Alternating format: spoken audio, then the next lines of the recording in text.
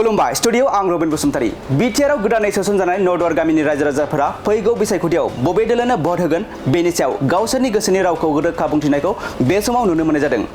नर्दवार ओनसोलनि रायजो राजाफोरा बुंथिदों दि इउपिपिएल आरो एबसुनि गुबुन बेरेखा राजखान्थि हान्जाफोरा जोंनि ओनसोलखौ बिटिआरआव सोसननो थाखाय जेबो हाबा मावाखै आरो जोंनि दुखु खस्थ आरो गेदेर गेदेर खैफोदफोरावबो गुबुन हान्जा एबा बिपिएफ दोलोआ जेबो खौरां लाफैयाखै होनना गोख्रों रावजों बाथ्रा बुंथिदों नर्दवार ओनसोलनि रायजो राजाफोरा।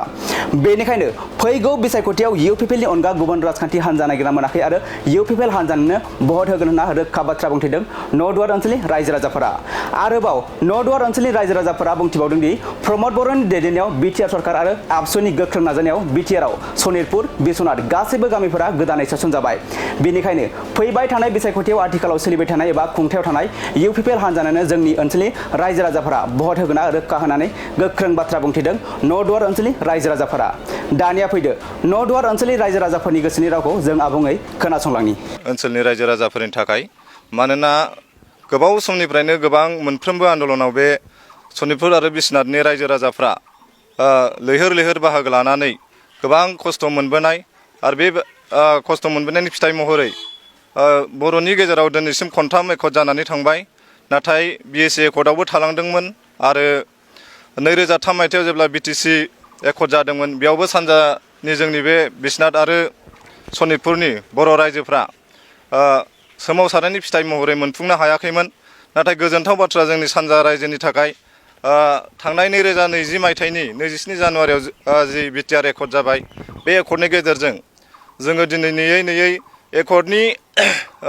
एकर्ड जानायनि उनाव माखासे सम जोङो माब्ला जागोन बा दासिमबो मानो जाफुङाखै होनना माखासे गोनो गोथो दंमोनब्लाबो नाथाय नै देग्लायहाय दाखालि बावैसो जोङो जिहेतु फैबाय थानाय देग्लायनि 2025 मायथाइनि जि बिटिसि इलेक्सन बा बिसायख'थि नैबेयाव बाहागो लानो मोनगोनखौ मिथिनानै जों थारैनो जोबोद गोजोननाय मोनदों।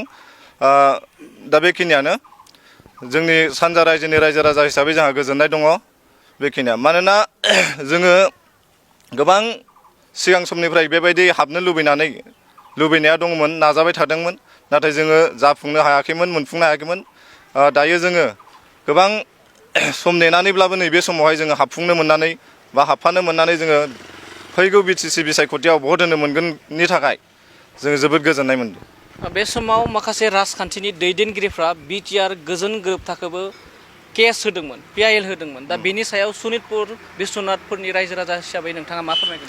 नंगौ थारैनो जोङो बुंनांगोन नैबे जोंनि जिथु सनितपुर आरो बिश्वनाथनि रायजो राजाफ्रा दिनै बिटिसि बिसायख'थियाव बाहागो लानो मोनगोन आरो जोंनि सोसननाय गासैबो हाबाफारिया गुबैयै बुंनो थाङोब्ला जों क्रेडिटखौ होनांगोन आथिखालनि जि खुंथायाव थानाय बिटिसि सरकार प्रमद बर' सार आरो लोगोसे दुलाराय बर' फरायसा आफादनि नांथाब नाजा सानहर नाजानायनि गेजेरजों जोङो हाबफुंनो मोनदों होननानै जोङो बुंनांगोन।